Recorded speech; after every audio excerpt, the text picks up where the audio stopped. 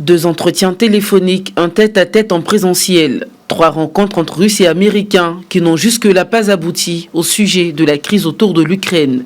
Après des pourparlers de moins de 2 heures vendredi sans grande avancée, ils se sont fixés un nouveau rendez-vous la semaine prochaine. Si le ton a été franc et substantiel vendredi, il a aussi dénoté d'une certaine détente après des semaines d'escalade verbale.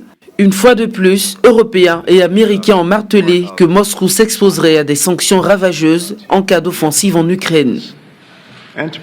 J'ai précisé au ministre Lavrov qu'il y a certaines questions et certains principes que les États-Unis, partenaires et alliés, s'engagent à défendre. Nous sommes fermement engagés. Si la Russie décide de poursuivre son agression contre l'Ukraine, elle s'expose à une réponse unie, rapide et sévère. Des menaces balayées par le Kremlin qui démontent toute intention belliqueuse mais conditionnent une désescalade à des traités garantissant le non-élargissement de l'OTAN, en particulier à l'Ukraine.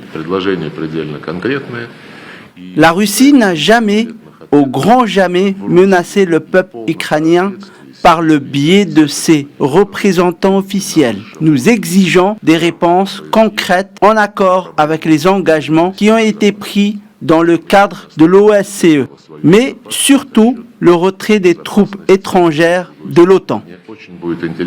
Kiev a de son côté accusé Moscou de continuer de renforcer les capacités de combat des séparatistes pro-russes dans l'est de l'Ukraine.